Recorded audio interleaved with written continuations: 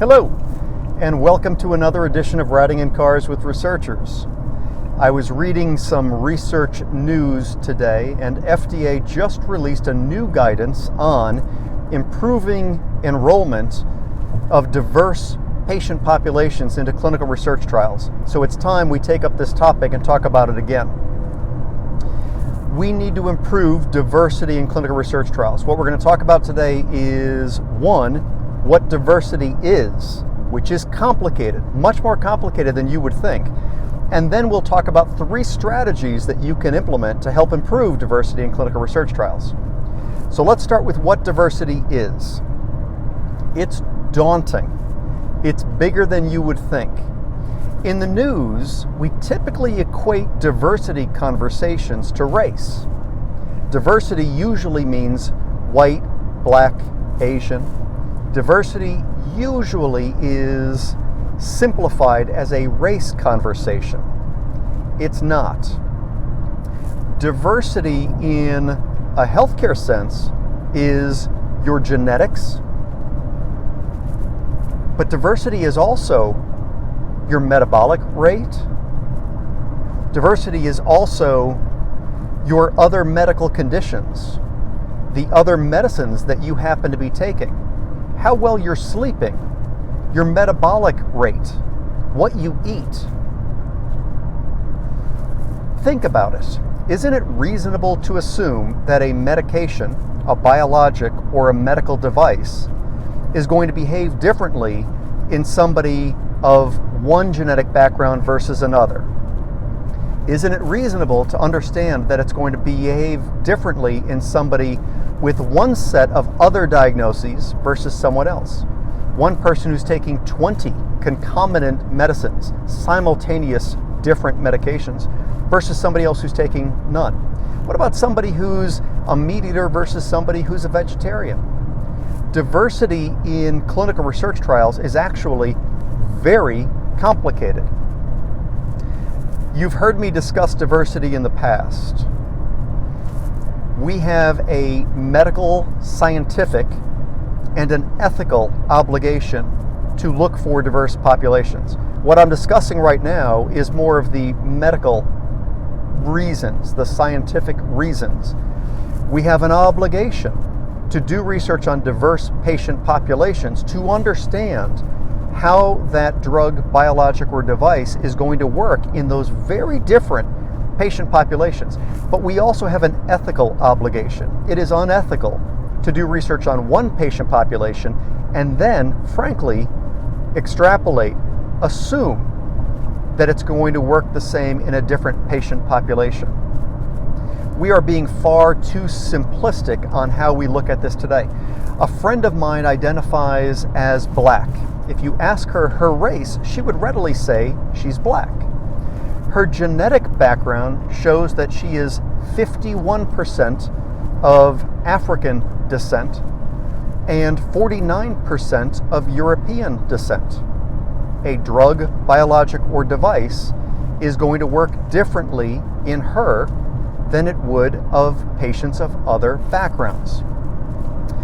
We have an obligation to tackle this. Now, what are the 3 things that we can do? And there's more. We're going to discuss 3 things that we can do to help tackle this. 1, inclusion-exclusion criteria. 2, adaptive trial design. 3, alternate recruitment strategies. Now, let's talk about inclusion and exclusion criteria. Inclusion and exclusion criteria are actually designed to reduce diversity. We don't think about it that way, but that's their purpose. Their purpose is to select very specific patient populations and, in effect, reduce diversity. We're selecting for patients that aren't taking many different medications. But when the drug gets regulatory approval and is on the market, in fact, it will be used in patients with many, many different medications being used concomitantly, being used at the same time. Our IE criteria select for patients who don't have multiple different medical conditions. And yet, when it gets FDA approval or regulatory approval, it will be used in those patients that weren't included in the research data set. Tufts University's Center for the Study of Drug Development has been speaking out against all of our IE criteria for many, many years now, and FDA is now saying the same thing. FDA is now saying we have to get better. We have to reduce inclusion and exclusion criteria. One of the ways we can do that is by stopping the behavior of cutting and pasting the IE criteria we used in a phase 2 trial into a phase 3 trial. In the phase 2 trial, we had less information about the safety of the drug in patients with renal insufficiency, for example, a mild impairment of your kidney function. We have more information by the time we get to a phase 3 trial design, but all too often we simply cut and paste. The phase 3 trial could be designed with less stringent renal criteria in its IE criteria. That's an example of things we can do to loosen IE criteria. Now, that's normal trial design, phase 2, phase 3, as if it's static. Now here's the second thing we can do, adaptive trial design. Adaptive trial design has been around for many, many years. Our industry has been very slow to adopt adaptive trial design. You can think of adaptive trial design as micro protocols. You've got a phase 2 protocol, and when you finish that and the data looks good, you proceed to a phase 3 protocol. What adaptive trial design is to design a trial that can have smaller changes as you're collecting data.